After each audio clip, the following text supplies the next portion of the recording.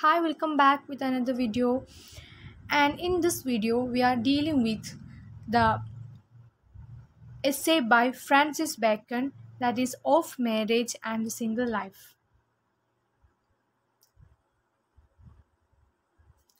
Francis Bacon was an English philosopher and statesman who served as Attorney General and Lord Chancellor of England. He is considered the first recipient of Queen Elizabeth's counsel. She called him the young Lord Keeper. He is known as the Lord Verulam. He is the father of essays, the father of scientific method, and the father of empiricism, and also the patron of libraries. He used the Baconian method, which have still the relevance today. He argued for the possibility of scientific knowledge based upon inductive reasoning and careful observation of events in nature. Some of his notable works are The New Atlantis, Novum Organum, Instauratio Magna, Advancement of Learning, Da Sapientia Veterum, Commendarius Solutus. And his essays are Of Marriage, Single Life, Of Studies, and Of Friendship. And two sonnets are In Between Their Love, On Wedding Day.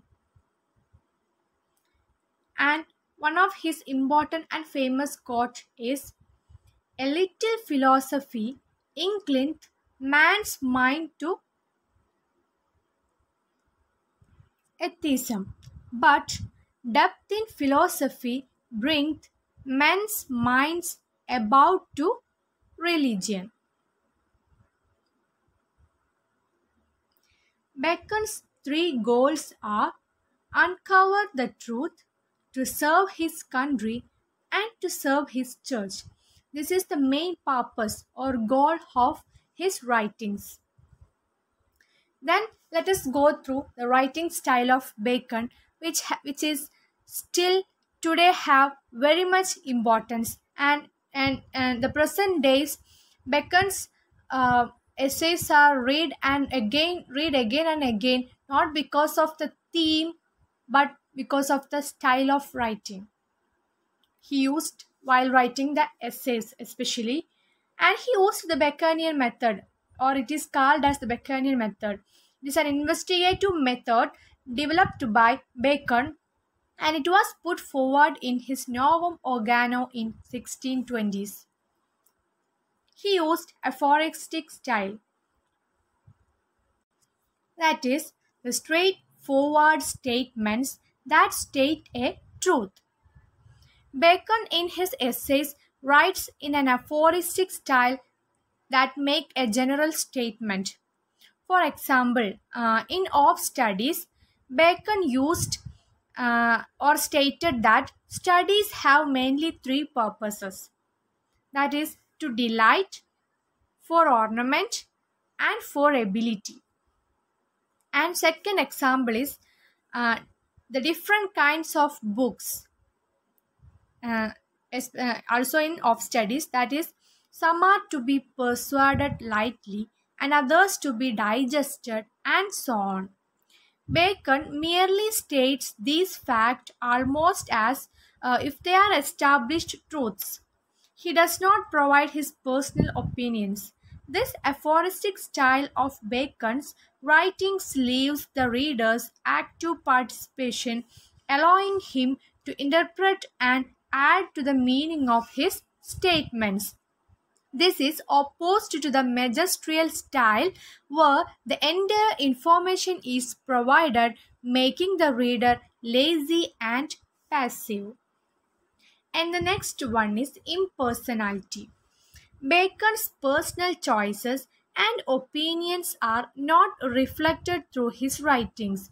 His personality is aided by his aphoristic style. By providing the reader with statements of truth, Bacon saves himself from revealing his true personality, and also he rarely exemplifies his arguments when he does not when he does the examples that are usually drawn from the history, such as the example of Julius Caesar and Brutus in the essay of friendship, which does not require his personal opinion. His personality is detached from his essays. His essays are usually short, sometimes shorter than what the conventional definition of the essay suggests. They often lack coherence. It is because most of his essays are not divided into paragraphs. It may be within a single paragraph, like that. And also, it is difficult for the reader to grasp a sudden change from one idea to another. His essays are observational rather than reflective. His style is very formal one. And also, he observed the quality of strength. That is, strength in Bacon's style is intellectual rather than emotional. That is, he has little taste for any display of feeling, but the truth he has to impart might make the greatest impression upon the reader. The secret of the clearness of his style is the clearness of his thoughts. And also, he used biblical, historical, and Latin references in his essays. Also, we cannot compare any English essayist with Bacon in regard to the use of figure of speech. He is rich and familiar in that. Mostly, he used simile and metaphor. Bacon's sentences are more modern in their structure. Even his more intricate sentences are so carefully constructed. Its meaning is not difficult to catch, but his sentences are loosely constructed, clear, and are intelligible. He is also known for his concise and epigrammatic use in his writings. And also, Bacon used one of the much quoted essayist of the English literature. He is very much fond of using quotations. His quotations are mainly drawn from the biblical subject matter and also the Latin, from Latin literatures. His quotations show that the range of his readings, and also that it was his habit to jot down any expressions and turn off the thoughts that had already struck his fancy. And when we come to the vocabulary, Bacon is rich with words and also being hardly inferior to that of many English writers except Shakespeare. His readings was limited to Latin authors, the biblical and medieval philosophers. Though he uses many Latinism, his vocabulary is not classical like Milton. And now let us go directly to the essays, the very summary of the essay of marriage, single life. We know that Shakespeare is a contemporary, Bacon is a contemporary of Shakespeare, but he is not very much close to them because they are in different genres. Shakespeare belongs to the dramatist and Francis Bacon, and they are the essayists. So, in during Elizabethan era, dramatists and playwrights, dramas, plays, theaters are got more importance and flourishment than to the essays. But due to the Baconian method and aphoristic style of Bacon, still today or presently, the essays of Bacon have that much relevance and he is still remembered. And now let us go through some of the points he given out in this essay. By looking that essay, we can understand that it is precise and short, and I think it is only a single paragraph.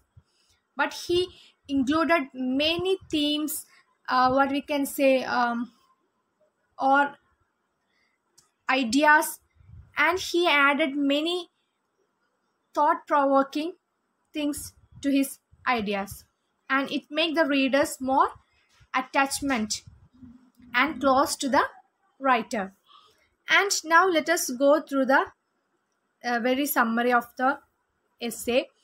In this essay, the essayist, that is Francis Bacon, is comparing two categories, that is the married man and the unmarried man. That is, unmarried man is a single man. He have a single man life, nothing to do, nothing like expenditure or no worries, no think of future like that. That what is he is meant. And what about the other category, the married man? He have wife, he have children, he have family, duties, responsibility, and everything. So he's telling or comparing or telling on both the categories in this essay. And now the essay says that children and wives are obstacles for the family. For some persons, they are considering them as the matter of expenditure. And what about this idea? To whom the public is more useful? What you think? Yeah, obviously it may be who? The unmarried or the single man is more useful to the public. Why he says so? Because they are more free at all. Single men do more than that of a married one. Those who are married, they are very much conscious about their future, and because why? It is right, they are very much conscious about their future because they have to raise their pledges, that is their own children. So they are becoming more responsible in life. So they are less participating with the public. But those who are single, their thoughts with themselves, and they have no need to extend their thoughts and families, thoughts for the family and kids. They have time. They have time for everything. They can have enough time to spend for the family or the public. And what about the married man? They are considering some of the married, not the everyone. Some married men are considering their wife and children as the matter of expenditure. They have a lot of bill. They have to spend a lot of money for them.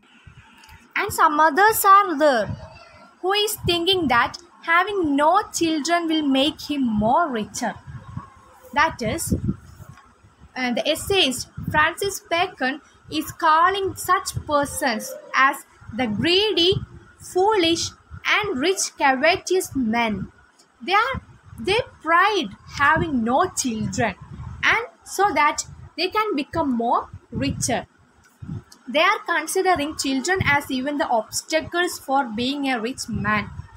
But this is not the reason for being single. But Bacon says that this is not the reason for them to be a single man. Why? When we ask this question to every man, still now, we can hear the same answer.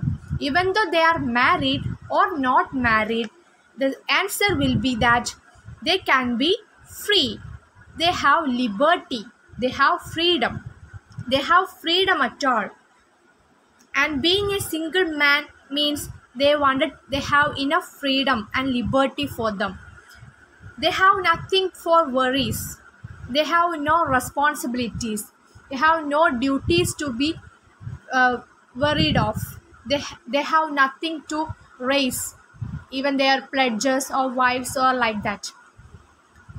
And they can't even, Bacon says that mostly men can't even bear women's girdles and garters. Then how can they get into marriage? They are afraid of the lack of freedom in married life. So they are keeping as a single man. And it is the very statement of Bacon that unmarried are best friends, best masters, and best servants, but not the best subjects or they are fugitive. Why? What is the meaning of fugitive? Fugitive means they are just quick and run away. That means they are not having enough confidence. They are not ready to face the things. They are not subjective. They have too much money and time, but they are not having this subjective mind in them.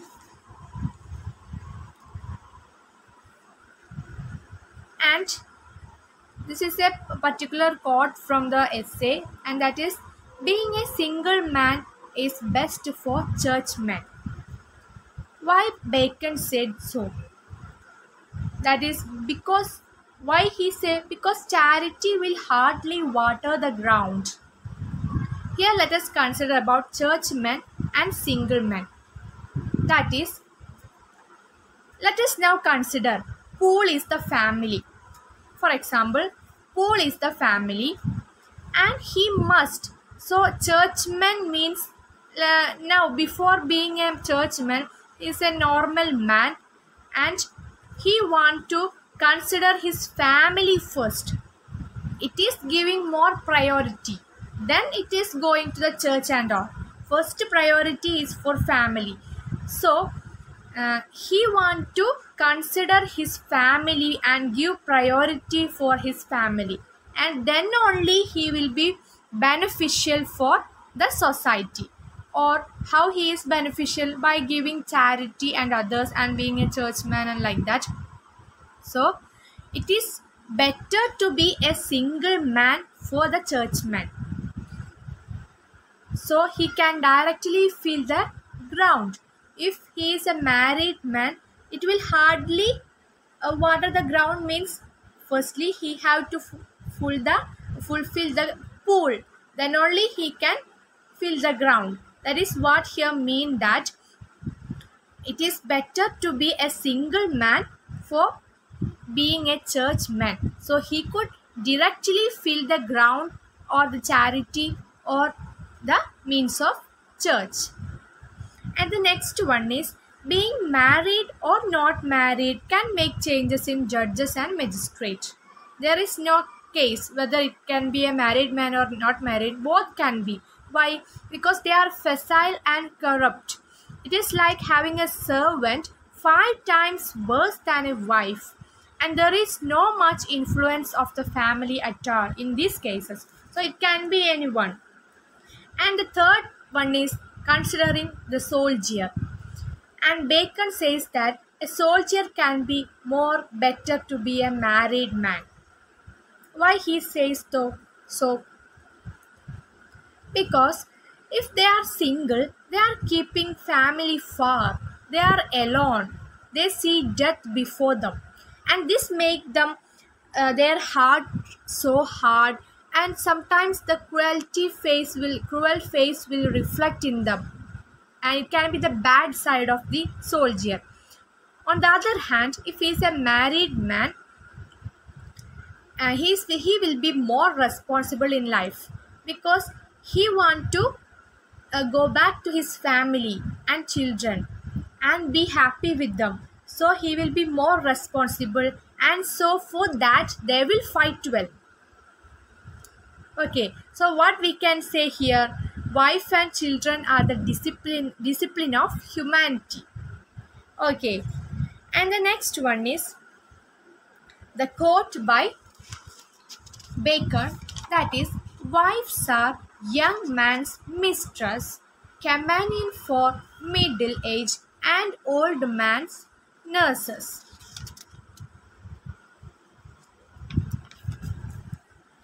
And some of the points towards the conclusion part, Bacon is telling about some of the general things, and let me tell that and conclude the essay. First one is about the Ulysses. He is telling about Ulysses as a perfect husband. We learned about the story of Ulysses. He loved very much voyages. He loved to travel a lot through the sea.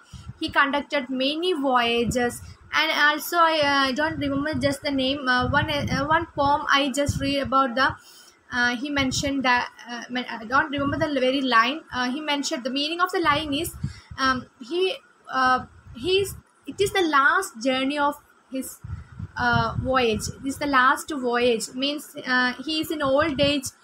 Even though he is in old age, he is that much excited and happier to conduct a voyage. That much travel lover is him. And what the thing, this is not what the thing the essay says. In this essay, Bacon says that even after these long voyages or journeys, he preferred to come back to his wife. He preferred to come back his own house, even though in his old age. That shows that he's a loving man, or he's a loving husband, or he's a responsible husband. This is what Bacon mentioned about Ulysses. And the second one is the chastity of women. Women are mostly proud of their chastity. Who taught this chastity to them?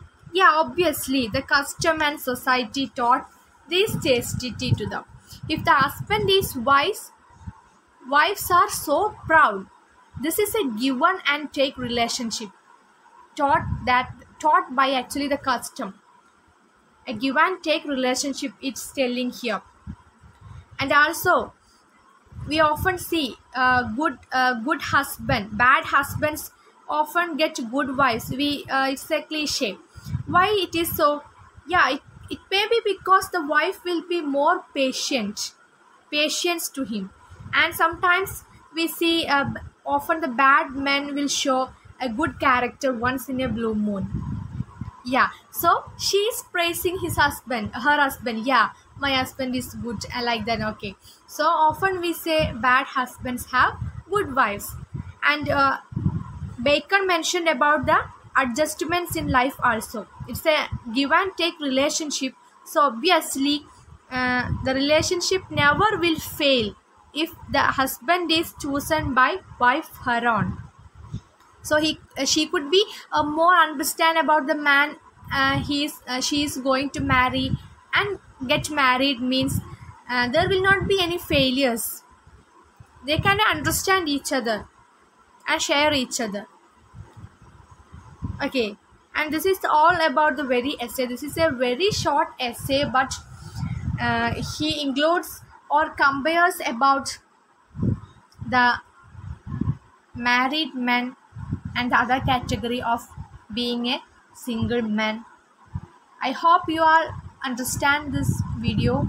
If you like the video, please do share the video to your friends and others, and also please subscribe my channel. Okay, then thank you.